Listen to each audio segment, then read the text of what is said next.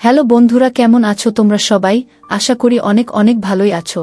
আর তোমাদের ভালোবাসায় আমিও অনেক ভালো আছি, কারণ তোমরা আমাকে যে পরিমাণে ভালোবাসা দিয়েছ এবং সাপোর্ট দিয়েছ তা আমি কোনোদিন ভুলতে পারবো না। তাই তোমাদেরকে মজা দেওয়ার জন্য আবারও একটি নতুন গল্প নিয়ে হাজির হলাম। গল্পটি শোনার মতো, আশা করি তোমাদের দাঁড়িয়ে যাবে এবং তোমরা হাতের কাজ করতে সবাই হেডফোন নিয়ে বসে যাও। যদি আমার গল্প শুনে মজা পাও তাহলে অবশ্যই আমার চ্যানেলটি সাবস্ক্রাইব করবে। তো চলো বন্ধুরা, আমরা কথা না বাড়িয়ে আসল গল্পে চলে যাই। আমাদের বাড়ির একটা প্রথা ছিল যে যখনই বাড়িতে কেউ বিয়ে করতেন, কনে প্রথম রাতটা দাদুর ঘরে পার করতে হতো। কিন্তু এটা করার 1 মাস পর তারা মা হয়ে পড়ত। আমি যখন বিয়ে করেছি আমি এই প্রথা অনুসরণ করিনি এবং আমার কনেকে আমার দাদুর কাছে যেতে দিইনি। কিন্তু 2 বছর পার হয়ে গেল এবং আমার স্ত্রীর সন্তান হয়নি। একদিন বাধ্য হয়ে বুকে দাদুর ঘরে পাঠিয়ে দিয়ে রুমে লুকিয়ে থাকলাম আমি। তারপর আমি এমন কিছু দেখলাম যা দেখে আমার শরীরের শিহরণ জাগিয়ে দিল। বড়রাই বাড়ির সবথেকে গুরুত্বপূর্ণ সদস্য, কিন্তু যখন বড়রাই ভুল রাস্তায় যায় তখন সেই বংশের কি অবস্থা হয়। আমার দাদু অনেক আদর্শ ছিল, কিন্তু যতক্ষণ আমি সত্যিটা জানতাম না। কিন্তু সে এই পর্যায়ে নেমে যেতে পারে আমি এটা ভাবতেও পারিনি।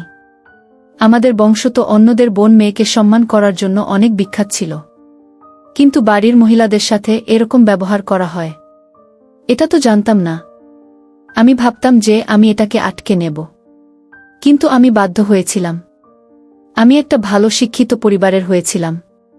আমাদের যৌথ পরিবার ছিল, এজন্য আমরা সবাই একটা বাড়িতেই থাকতাম। আর কখনো আমাদের ঘরে কোনো কথা নিয়ে ঝগড়াও হতো না। ঘরের বড় ছিল আমার দাদু। বড় ছোট সবাই তার কথাই মানত আর তাকে সম্মানও করত। সে সবাইকে অনেক ভালোবাসত আর কাউকে কখনো বকত না। কিন্তু এসবের সাথে আমাদের বংশের একটা অদ্ভুত পরম্পরা ছিল, আর সেটা এমন ছিল যেটা শুনে প্রায়ই লোকেরা নিজের মেয়ে দেওয়ায় আপত্তি করত। এজন্য আমাদের বাড়ির বড়রা এইবার এই রীতি অনুষ্ঠানটিকে মুছে দেওয়ার চেষ্টা শুরু করলেন। আমি ছোট থেকেই দেখে আসছি আমাদের বাড়িতে যার বিয়ে হতো, যে মেয়ে বউ হয়ে আমাদের ঘরে আসত, প্রথম রাত আমার দাদুর ঘরে পার করত। ছোটবেলায় তো আমি ব্যাপারটা একদম বুঝতে পারতাম না, কিন্তু আমি যত বড় হতে থাকলাম এই অদ্ভুত নিয়ম আমার মাথার মধ্যে অনেক প্রশ্ন তৈরি করতে থাকল। আমি অনেক চেষ্টা করেছিলাম যে সত্যিটা যাতে জানতে পারি, কিন্তু সব ঘরে কেউ এই ব্যাপারে কথা বলার জন্য রাজি ছিল না। আর এই অদ্ভুত ঘটনা বছরের পর বছর চলে আসছে। অদ্ভুত ব্যাপার হলো যে মেয়েরা দাদুর ঘরে রাত পার করত, তারা 1 মাসের মধ্যে মা হয়ে যেত। কিন্তু আমার এই ব্যাপারটা অনেক অদ্ভুত মনে হতো, আর আমি একদমই ব্যাপারটার সাথে সহমত ছিলাম না। আমি আমার সব ভাইদের মধ্যে তৃতীয় ছিলাম, আর আমার বড় দাদাদের বুদের সাথেও এটাই করা হয়েছিল। কিন্তু ওরা কিছুই বলেনি, যে ব্যাপারে তাদের সাথে আমার তর্ক হয়েছিল। কেউ আমার প্রশ্নের উত্তরই দিত না। কিন্তু এইবার আমার এই প্রশ্নের উত্তর চাই, কেননা বাড়িতে আমার বিয়ের কথা চলছিল। আমি জানতাম যে আমার সাথেও এসবই হবে, কিন্তু আমি এটা করতে চাইনি।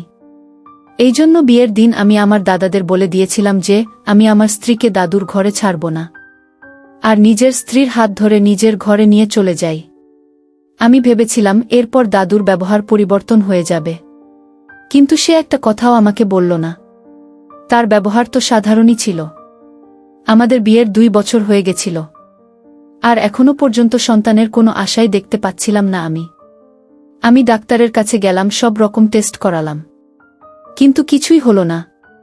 আমার ভাই আমাকে প্রায় বলতো যে তুমি ভুল করেছ, এইবার বাকি জীবন ধরে সন্তানের জন্য তুমি কষ্ট পাবে। কিন্তু তাদের কথা শুনে আমার রাগ হয়েছিল অনেক, যে সন্তানের জন্য আমি কিভাবে এরকম ভুল করব, কি করে নিজের স্ত্রীকে হাতে অন্যের ঘরে ছেড়ে দেব। যতই সে আমার দাদু হোক, স্ত্রীর জন্য তো সে পরপুরুষ। আর আমি কখনোই এতটা খারাপ ছিলাম না যে নিজের স্ত্রীর হাত ধরে তার কাছে পাঠিয়ে দেব। আমার বউ এই রীতিটা একদম পছন্দ করত না, কিন্তু যতই সময় চলে যেতে থাকলো লোকেদের কথাবার্তা আমাদেরকে ডিপ্রেশনে ফেলে দিচ্ছিল। কেননা আমাদের পরিবারের সবার সন্তান ছিল, শুধু আমরাই ছিলাম যাদের এত বছর ধরে সন্তান হয়নি। আর এখন তো দূর দূর পর্যন্ত কোনো আশাও দেখতে পাচ্ছিলাম না। আমার বউ এবার উদাস থাকতে শুরু করে। মনে হয় সে ডিপ্রেশনে চলে গিয়েছিল। সে অনেক রাগী হয়ে গিয়েছিল। আর একদিন সে নিজেই বলল, আমাকে দাদুর ঘরে পাঠিয়ে দাও। আমি তো তার কথা শুনে রেগেই গেলাম। যে আমি এমনটা করতে পারি না। কিন্তু সে বলল, আমরা চিরজীবন্ত সন্তান ছাড়া থাকতে পারব না। এই জন্য তোমাকে এটা করতেই হবে।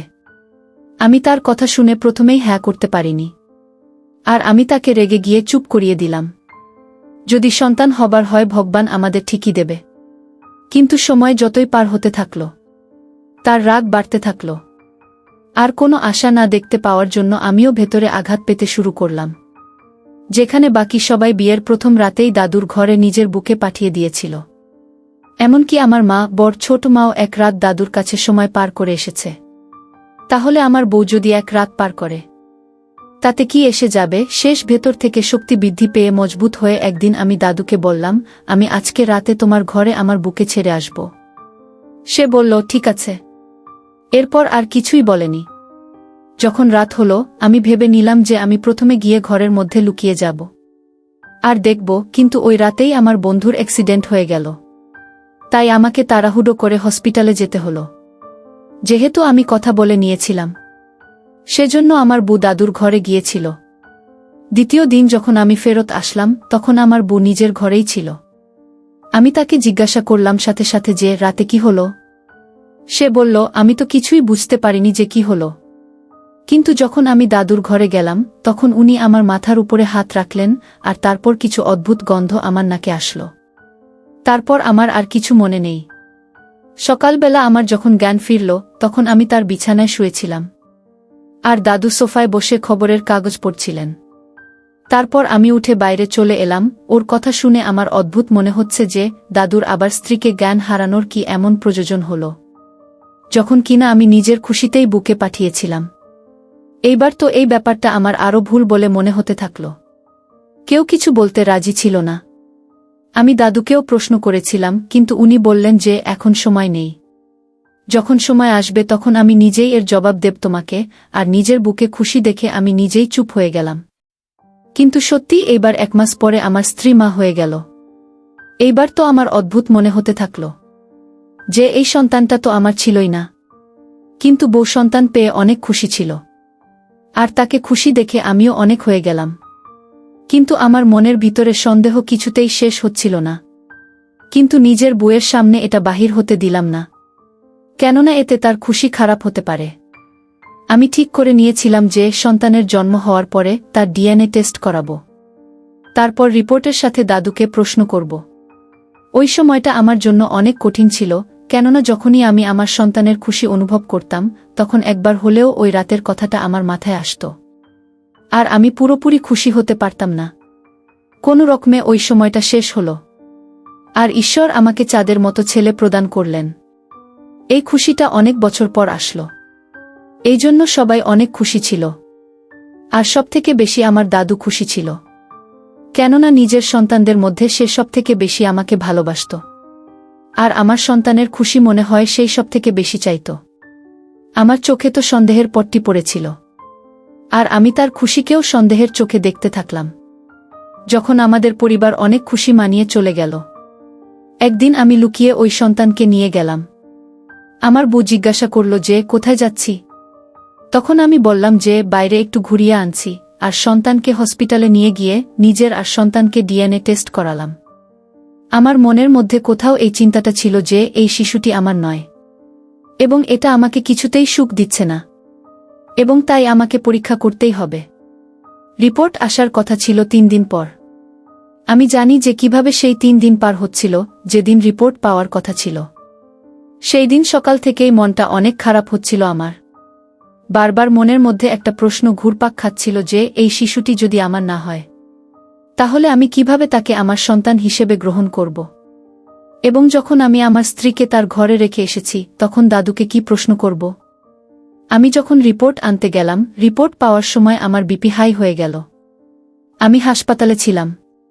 সম্ভবত অনেক চিন্তার কারণে আমাকে অবিলম্বে জরুরি কক্ষে নিয়ে যাওয়া হয়েছিল। ডাক্তাররা আমার বাড়িতে জানাতে চাইলেন, কিন্তু আমি রাজি হইনি। এই ভেবে যে ওরা সবাই এখানে আসলে তো পরীক্ষার রহস্য ফাঁস হয়ে যাবে। রিপোর্ট নিয়ে বাড়ি আসলাম। আমি রিপোর্ট খুলে দেখার সাহস পেলাম না যে এটার ভিতরে কি। আমি পরীক্ষা করিয়েছিলাম, কিন্তু এখন খোলার সাহসই পেলাম না, এবং নিজের উপরও রাগ হচ্ছিল অনেক। যে সবার মতো করে সাধারণভাবে সিদ্ধান্ত নিলাম না কেন? এত ঝামেলায় পড়লামই বা কেন? কিন্তু বলা যায় কিছু মানুষের মন অনেক দূরে চলে যায়, এবং সম্ভবত আমার সাথেও তাই ঘটেছে। আমি সেই রিপোর্ট নিয়ে বাড়ি এসেছিলাম, কিন্তু ৩-৪ ঘন্টা অতিবাহিত হয়ে গেলেও ওটা খুলে দেখার সাহস করতে পারলাম না, এবং অবশেষে সেটা তুলে নিয়ে আমার অফিসের টেবিলে রাখলাম আর ভাবলাম সকালে অফিসে গিয়েই দেখব, কিন্তু সম্ভবত ঈশ্বর আমার এই গোপন কথার প্রকাশ হওয়াকে প্রশ্রয় দিতে পারেননি। এই জন্য ২ দিন কাজের মধ্যে এতটাই ব্যস্ত ছিলাম যে আমার ধ্যান রিপোর্টের দিকে যায়নি। আর যখন দ্বিতীয়বার আমি রিপোর্টটা খুঁজলাম, তখন পেলাম না, মনে হয় অন্যান্য কাগজের মধ্যে কোথাও ঢুকে গিয়েছে। কিন্তু আমি সব অফিস খুঁজলাম, কোথাও রিপোর্ট পেলাম না। আমি বুঝতে পারলাম যে ঈশ্বরও চায় না আমি এই রহস্যটা থেকে উঠাই। এই জন্য আমি যা ছিল যেমন ছিল সেই সমস্ত কিছু নিয়ে নিজের সন্তানকে গ্রহণ করলাম। এভাবেই ২ বছর পার হয়ে গেল, আর আমার বউ আরও একবার মা হল। আর আবার আমার মাথায় ওই ব্যাপারটা ঘুরতে থাকল যে এইবার তো আমি দাদুর ঘরে আমার স্ত্রীকে পাঠাইনি, তাহলে সে কিভাবে মা হল? তাহলে কি আমার স্ত্রী আমাকে ধোঁকা দিচ্ছে? সে কি নিজেই লুকিয়ে দাদুর ঘরে চলে যায়? কিন্তু এরকম তো হতে পারে না। আমার বউ তো অনেক ভালো মহিলা, কখনো কোনো কাজ আমাকে না জিজ্ঞাসা করে করত না। এবার ওই কথাটাই আমার মাথার মধ্যে ঘুরতে থাকল। এইবার আমার ছেলে এত বড় হয়ে গেছে যে আমি তাকে দ্বিতীয়বার নিয়ে গিয়ে ডিএনএ টেস্ট করাতেও পারলাম না। এই জন্য নিজের বড় ছেলেকে নিয়ে ল্যাবরেটরিতে গেলাম, আর সেখানে দাঁড়িয়ে রিপোর্ট দেখলাম। আর রিপোর্ট দেখে আমি অবাক হয়ে গেছিলাম, কেননা রিপোর্ট পজিটিভ ছিল, মানে আমার সন্তানটা আমারই ছিল। আমার মাথা কেমন করতে থাকলো যে যদি এই সন্তানটা আমারই হয়, তাহলে প্রথম ২ বছর পর্যন্ত আমার সন্তান কেন হল না? আর দাদুর ঘরে মাত্র ১ দিন থাকার পর আল্লাহ আমাকে এই সন্তান দান করলেও আমার মনটা এইবার টেনশন মুক্ত হয় যে সন্তানটা আমার। তাই আমি আমার চারপাশে ধ্যান করতে থাকলাম যে আমার সব দাদার ২-৩টে করে সন্তান আছে, কিন্তু সবার বউ দাদুর ঘরে একটাই রাত পার করছে, মানে আমি যা ভাবছি সেটা ভুল। সে যদি হয় তাহলে রাতে দাদুর রুমে যাওয়ার কি দরকার? সেখানে এমন কি হয় যে দাদুর ঘরে কোণে বউ গিয়ে জ্ঞান হারিয়ে যায়? এই রহস্যটা জানা এইবার আমার জন্য অনেক জরুরি হয়ে পড়েছিল, কেননা আমার সবথেকে ছোট ভাই একটু বড় হয়েছিল, আর তার বিয়ের ব্যাপারে ভাবা হচ্ছিল।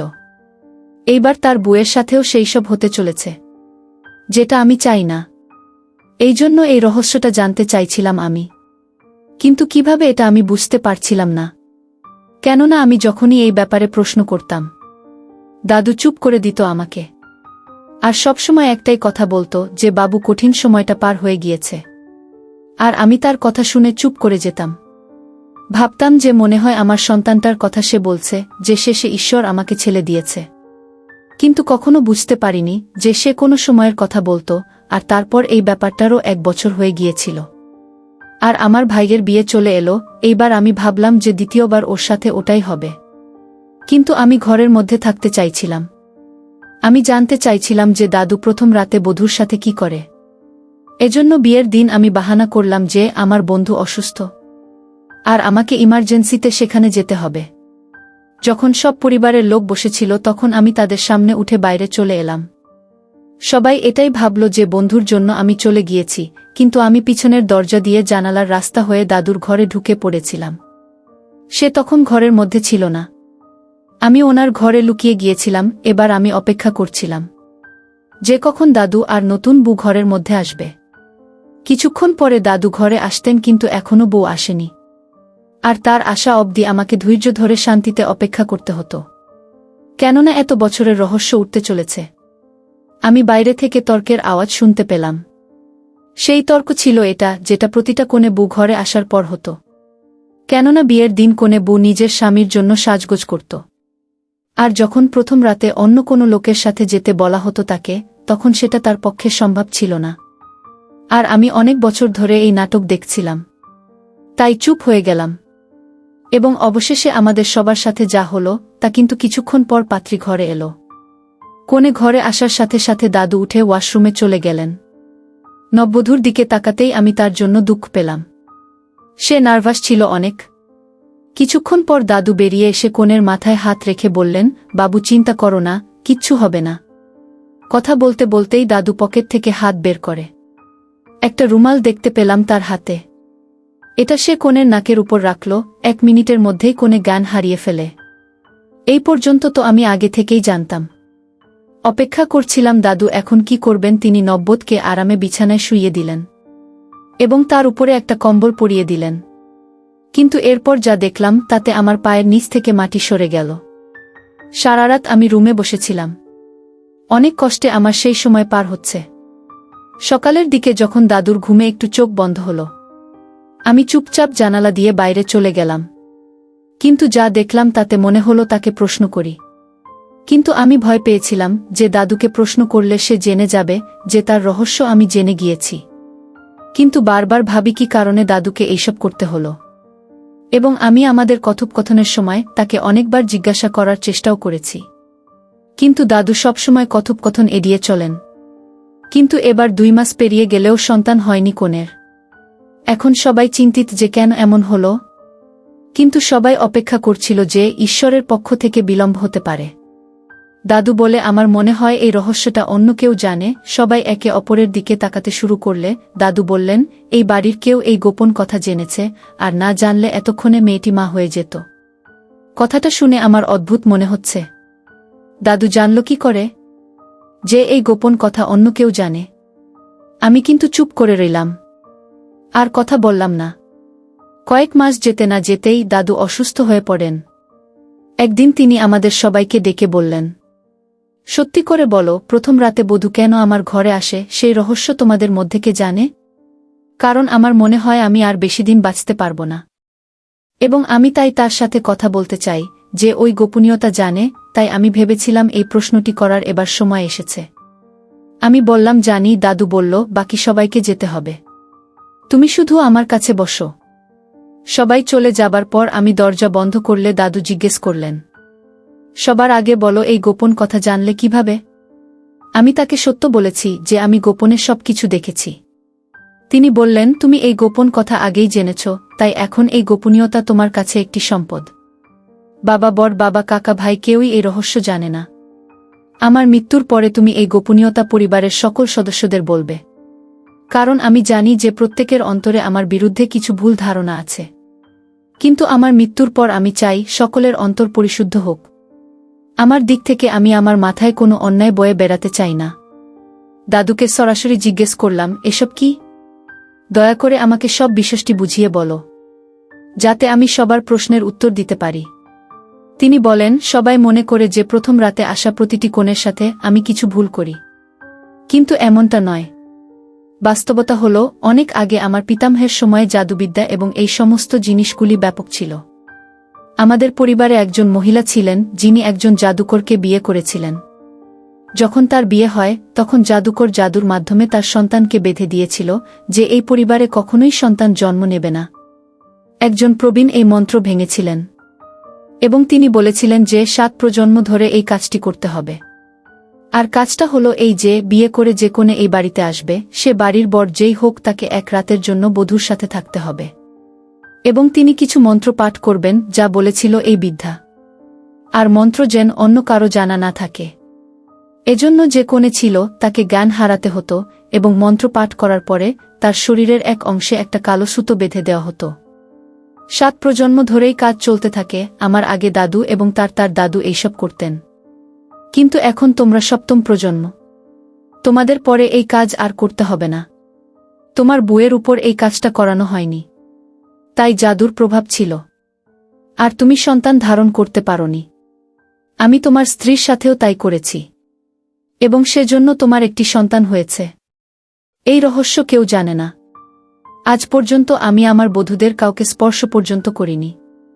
তারা আমার বাড়ির সম্মান। আমার মৃত্যুর পর আমার এই সত্যটা সবাইকে জানিয়ে দাও, যাতে সবার অন্তর থেকে সন্দেহ দূর হয়।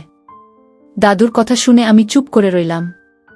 আর আমি তাকে কথা দিয়েছিলাম যে তার রহস্যটা তার মৃত্যু পর্যন্ত গোপন থাকবে।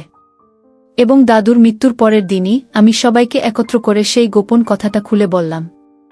আর তাদের মনের মধ্যে যেসব সন্দেহ ছিল তা দূর হয়ে গেছে। দাদুর ঘর থেকে সব ভেষজ বের করে বয়ে যাওয়া জলে ফেলে দিলাম।